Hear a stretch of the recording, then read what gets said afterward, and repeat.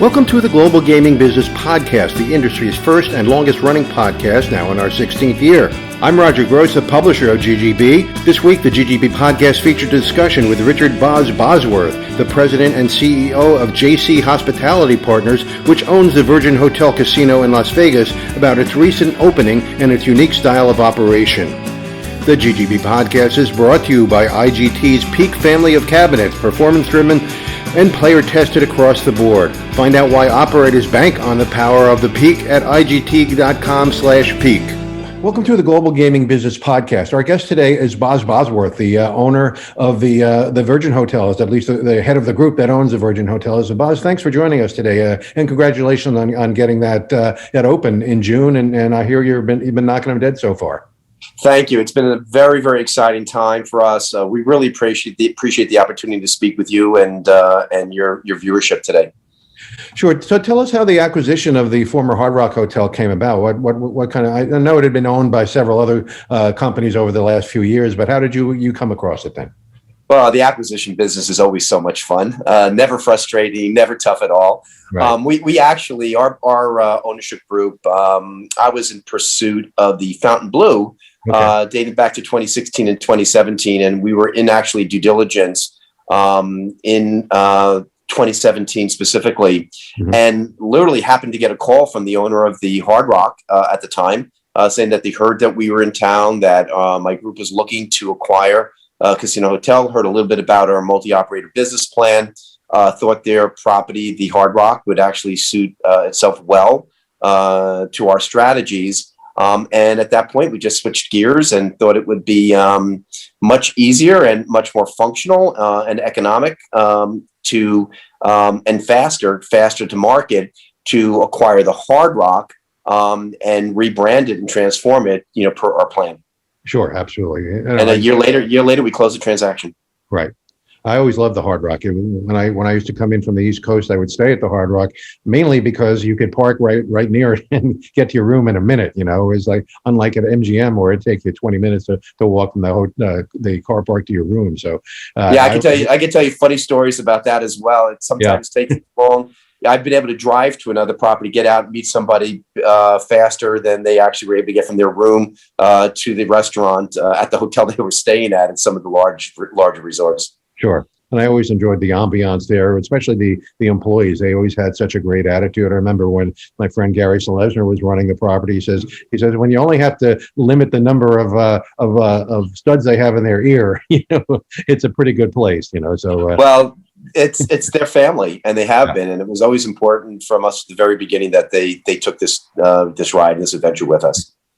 So was there any discussion of keeping the Hard Rock theme? I'm not sure what the agreement was between the Hard Rock International, the Seminoles owned brand, and what they had previously at the Hard Rock Hotel in Vegas.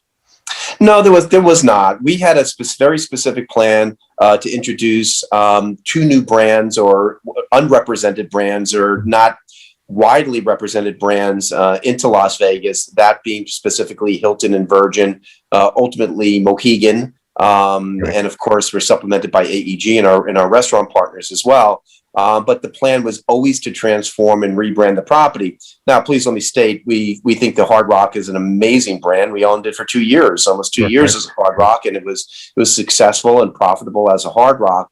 But we wanted to take this property and this location, 4455 Paradise, to the next level. And in order to do so, we felt it needed to be augmented with demand generators that wanted to be in Vegas, but currently didn't have access to properties in Vegas. Okay.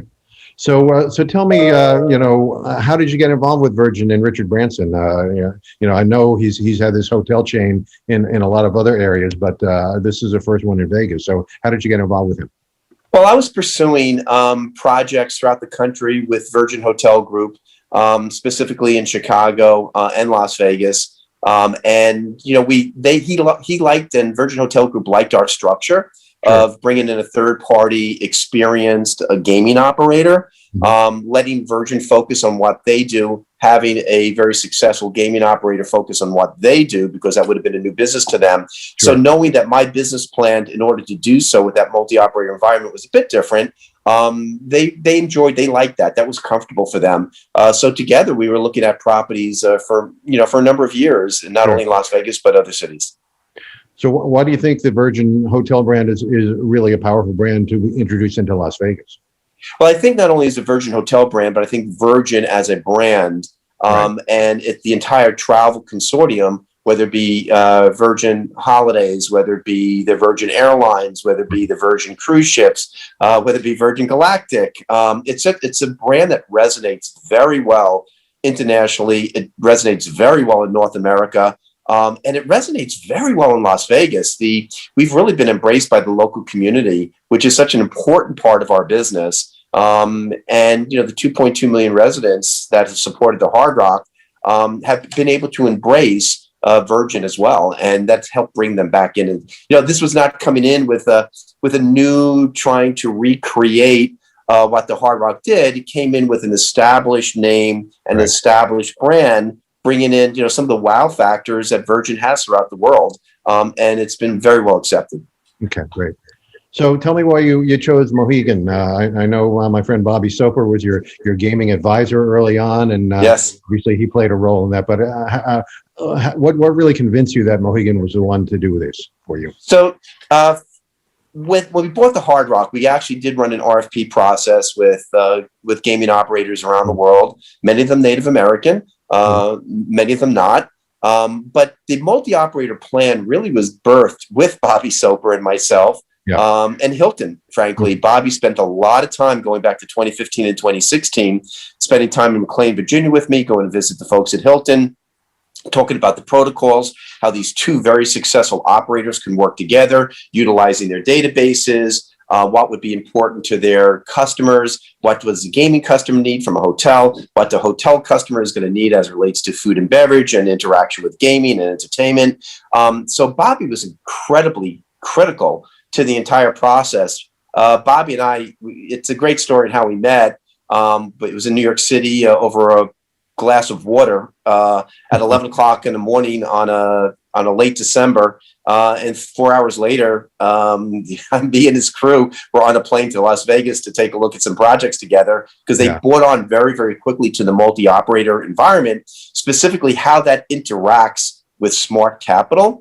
And lowering your cost of capital, which of course is very important to every operator, to remove some of those guns to your head that an operator experiences with the wrong capital stack. Right. Okay, great. So, Mohegan was really the first tribal gaming enterprise to open in Las Vegas. And of course, now we have San Manuel at the Palms in Vegas as well. Do you see this as a trend now? Do you think there's going to be more tribes, keeping an eye on what's going on in Las Vegas? So interesting. To get involved or enter the market in Las Vegas is a time-consuming process. Right. And I myself have been dealing with a number of the Native American sovereigns and nations going back to 2014, 2015, about entering Las Vegas, where there was value for them to do so, how they could extrapolate and grow their database, how they can compete with some of the larger public companies. So I don't believe this is actually a new trend. I think what you're starting to see now is the results of years of work to get to this point. Yes, Mohegan, we're so proud for Mohegan to be that groundbreaking first Native American sovereign nation to enter the resort corridor. And it was not surprising to me to see San Manuel, and it will not be surprise me for us to see certainly one or two more in the relatively near future. But the trend isn't just started. This trend has started. It's now just coming through fruition. Okay, great. So let's talk about Hilton. I mean, you mentioned that they were looking to get back into Las Vegas after running the Las Vegas Hilton for so many years. And now not only are they with your property, they just opened with Resorts World down the street. So was that part of their plan? Did you know that was part of their plan early on, that it wouldn't be just with Virgin? Yes, we knew that we didn't have an exclusivity with Hilton in Las Vegas market. We had an exclusivity and an area of protection and marketing for the Curio franchise and brand.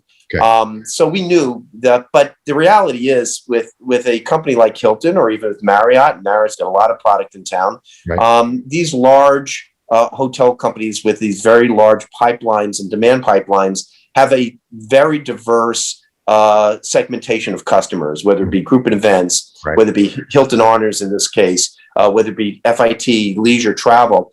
And there's plenty to go around. What's really interesting about our databases, whether it be Hilton, Mohegan, AEG, Virgin, when you take a look at where they are worldwide in their collective databases, which are well in excess of 200 million, only about 2.5% of their current inventory was worldwide, was in Las Vegas. Right.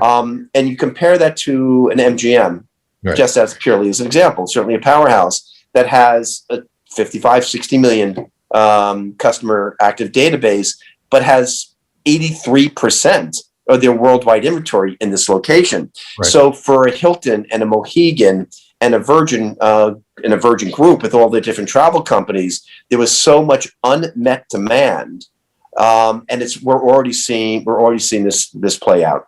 Sure.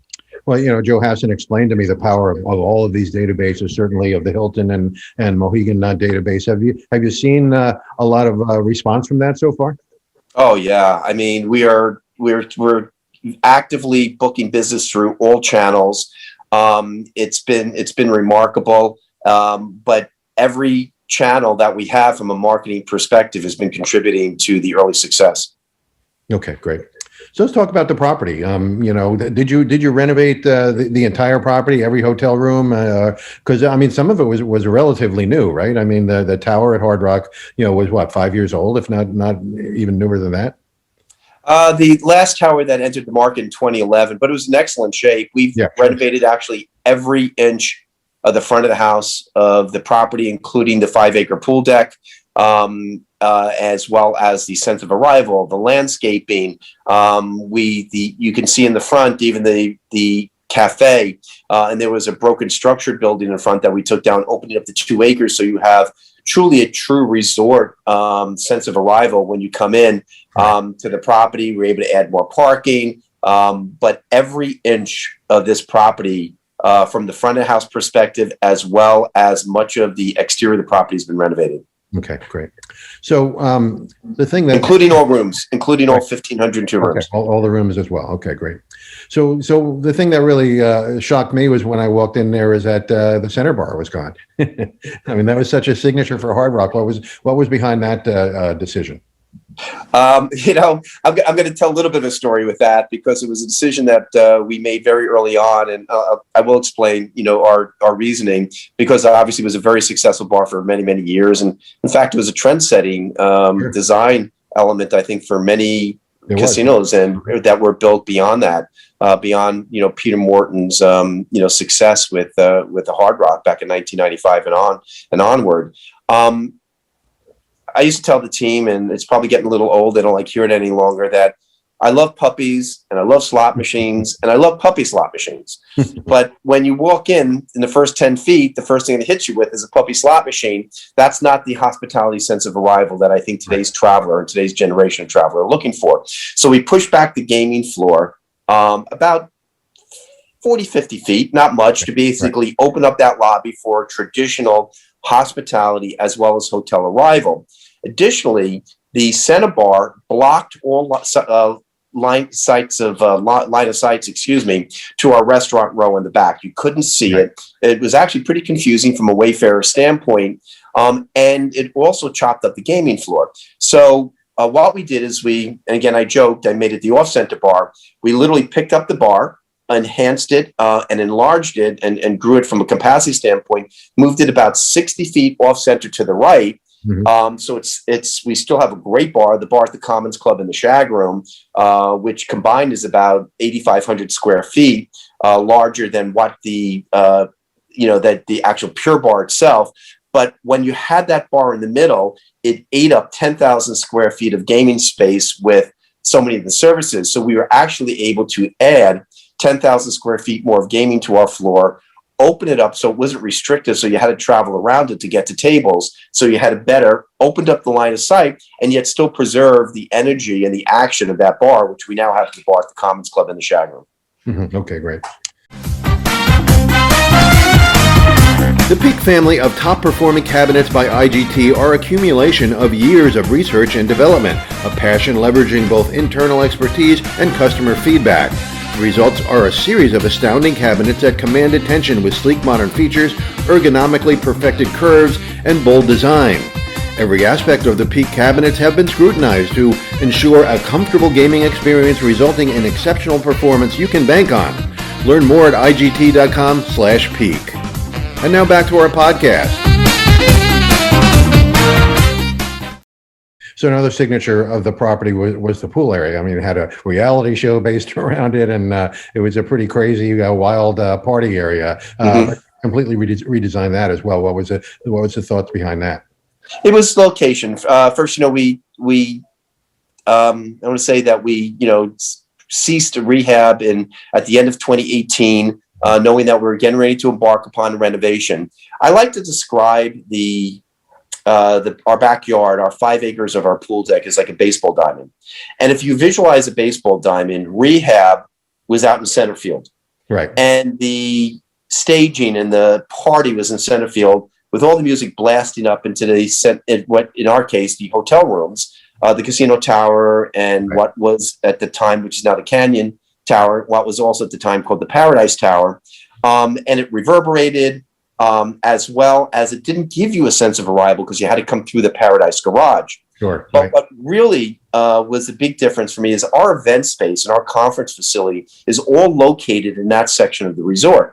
So we had the opportunity to move the party pool, which we now have as Elia Beach Club, to home plate, which was formerly the Nirvana pool. And now it had 5 acres to absorb the music, as well as the party. But additionally, we were able to create 17,000 square foot event lawn, which now is contiguous to our other 123,000 square feet of event space. So it's all located in one area of the resort, and it feeds off each other. So you can go from the event lawn into the Sage Ballroom, into Agave, into our expo center, to some of our hospitality suites. So it really, from a sales and marketing and a group event standpoint, which is a very, very important part of our business, specifically Sunday through Thursday, it really brought that entire aspect of the property together while giving us the ability to do a beautiful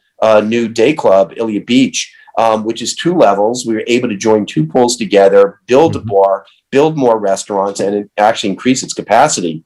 Additionally, we were able to fill in the lazy river, which was part of rehab, where we built something that's very unique to the Las Vegas Resort Quarter, which is really a restaurant promenade where restaurants such as Olives and Cassie Beach and Casa Calavera, as examples, and Nobu can literally open up onto this restaurant promenade. Sure. Well, that's a good transition into food and beverage. I mean, this plays into your multi-operator idea here, having all these different restaurants with some of these celebrity chefs, and also just some great food. What was the thoughts behind setting up the F&B that way? Well, clearly F&B, multiple operators in F&B is not unique. I think pretty much most operators do that today. Our feeling was, again, we needed to build an ecosystem of food and beverage that was going to work well with the other aspects of the property, whether it be the new theater, whether it be the enhanced and improved gaming floor, whether it be our brand new 1,500 rooms and the demand generators, as well as meet some of the needs of today's new travel habits and today's generation. When I speak of multi-operator, really it's the bifurcation of gaming, entertainment, and hotel within 3 different operators. And the thinking behind that, in part, was to also grow the database, but it was to take experts in their field, those that wanted to be very competitive in Las Vegas, and make them stronger.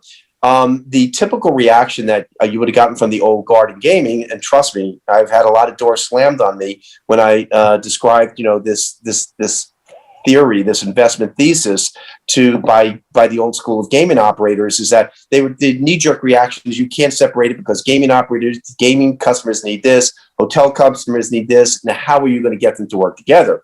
The reality is that in any business operation, hospitality operation, and even those that are under one operator or ownership, you have inherent conflicts whether it be between gaming, hotel, gaming, food and beverage, hotel and entertainment. What we did is we sat in a room with these magnificent and incredibly skilled operators, and again, with the help of Mohegan, and identified all the needs of what the customers were, and we built around it. We built these programs around it. So this was something that the customer would never have to see or experience. That's the goal. You come in, you don't know really who the operator is from one outlet to the other, because they're all working together with one voice, one team, one goal. And I think that's one of the things I'm most proud about over the last 4, 5, 6 weeks, as we've been fully activated, is how all the operators, including food and beverage, are not only embracing each other, but how the food and beverage operators are embracing each other and realizing that the ecosystem is great for them to basically grow their businesses together and to keep everybody in-house for as long as they possibly can, and attract not only the local guests, which are such an important microphone, our loudest microphone in the community, but also to bring in guests off the Strip and the resort corridor from other properties. Okay, great.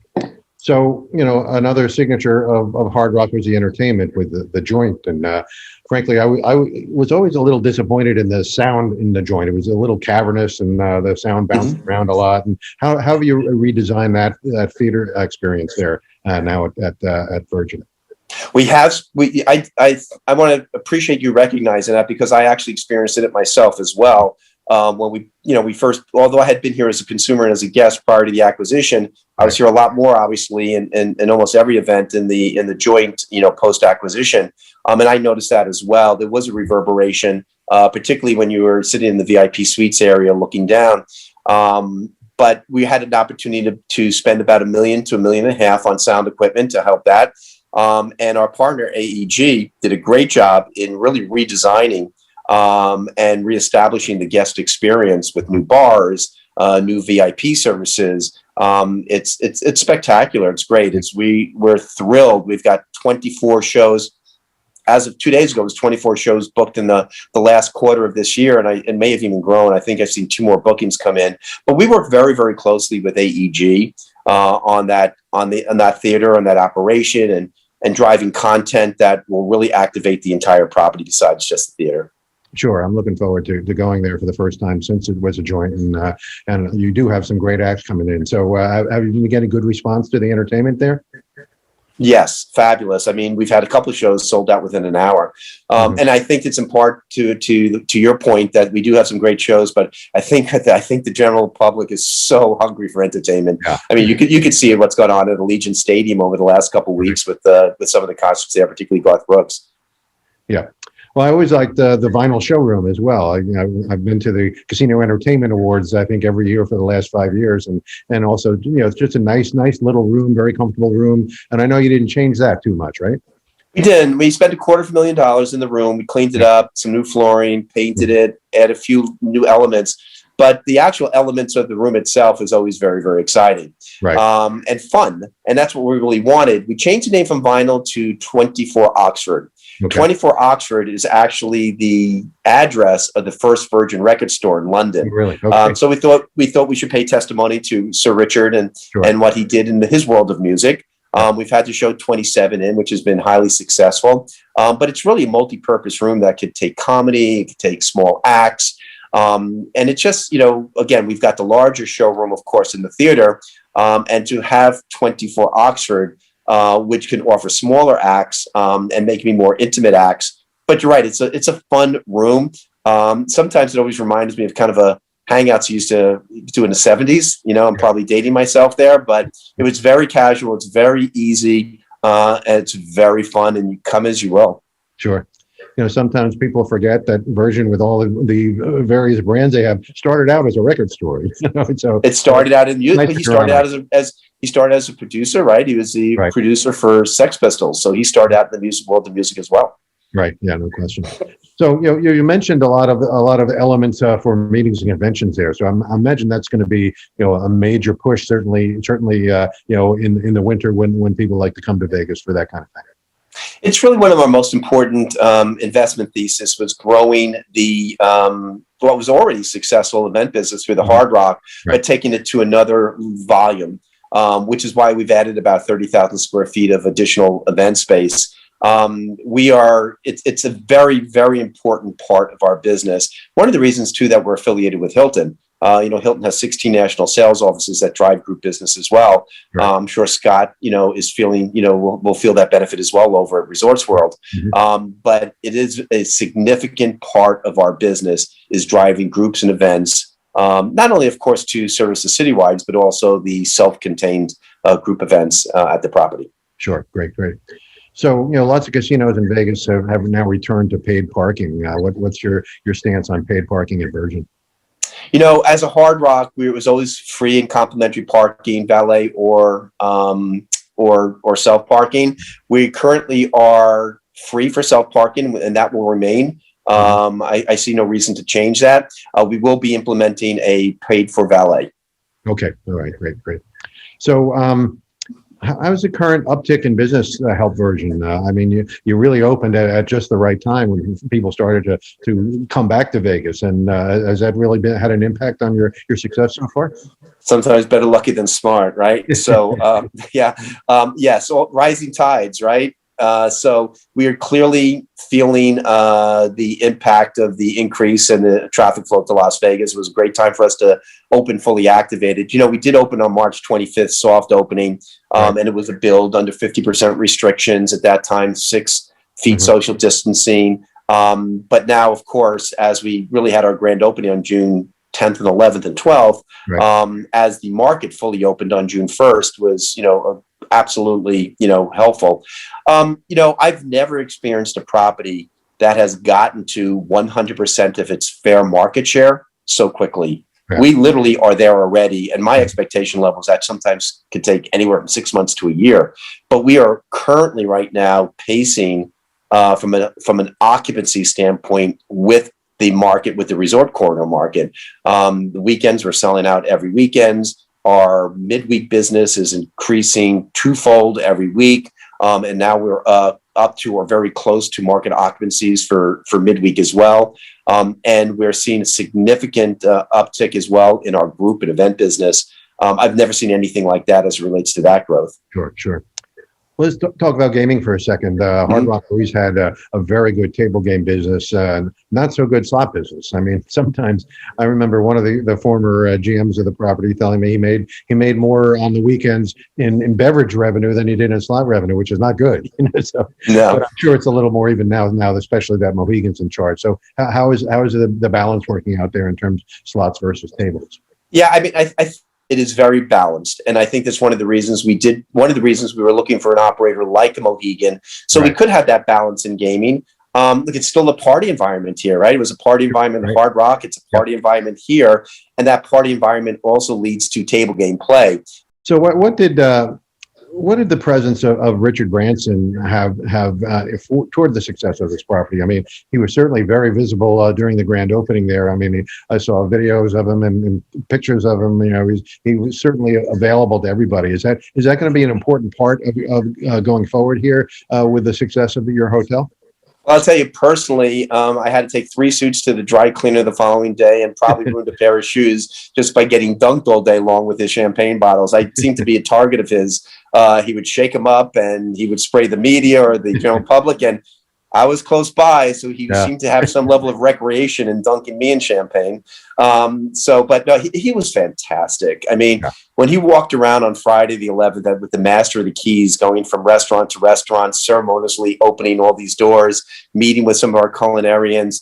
But I think more importantly than that, he just loves the guests. Yeah.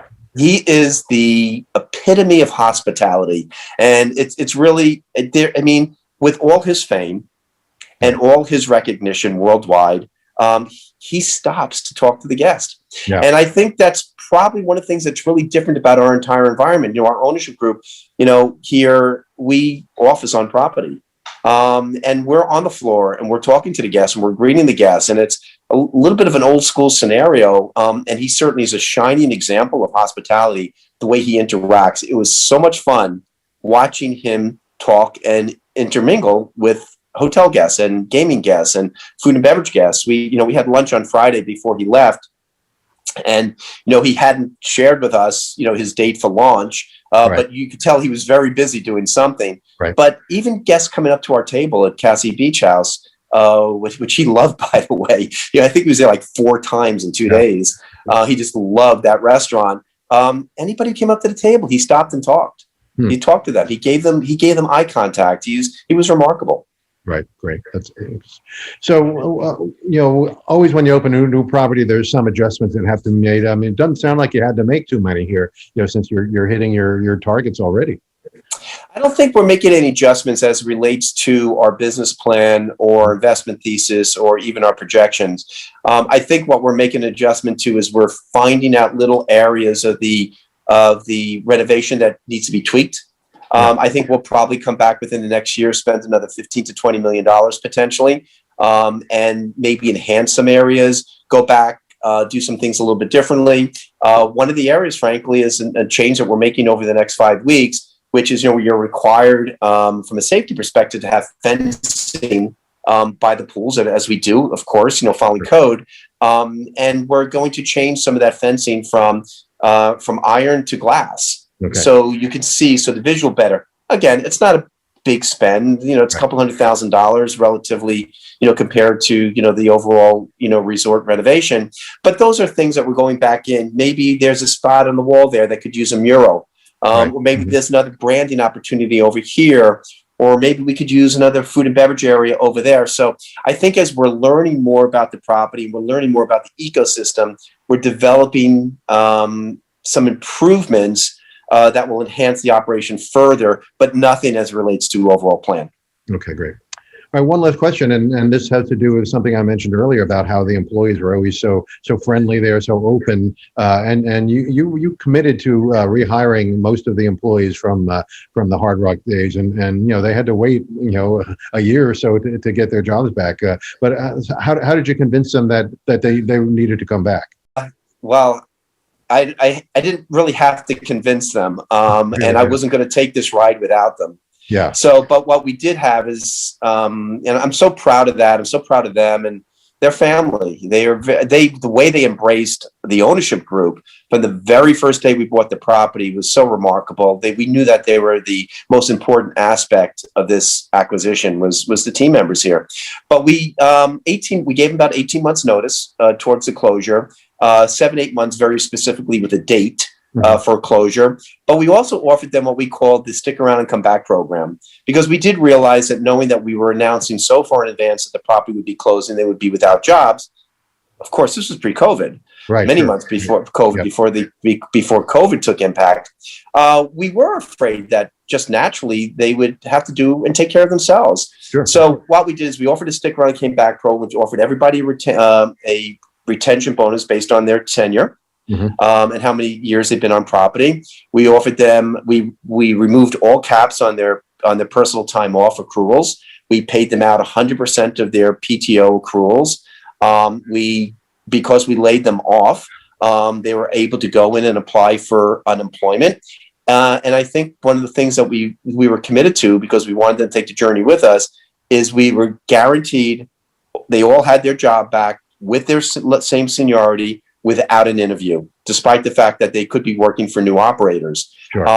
And 92% of the Hard Rock team members stayed till the very last day. And of that 92%, 90% of those 92% came back. Wow. Well, that's a credit to the hotel and to your commitment to them. So congratulations on that. Well, and I'm very lucky they did. Yeah.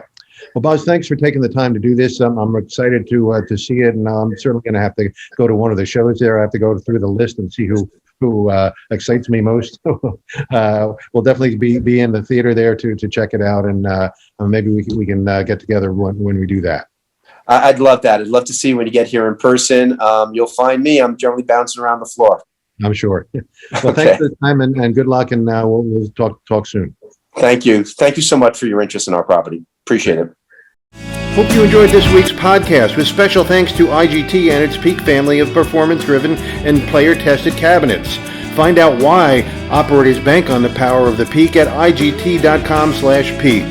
To learn more about the Virgin Hotel and its place in the Las Vegas market, visit GGBmagazine.com. For all the news of the gaming industry, particularly of the recovery from the pandemic, delivered to your desktop every Monday morning, sign up for free at ggbnews.com by using the code GGB180. Don't miss a single GGB podcast. Subscribe on iTunes or Spotify today. So we'll see you next time on the GGB Podcast.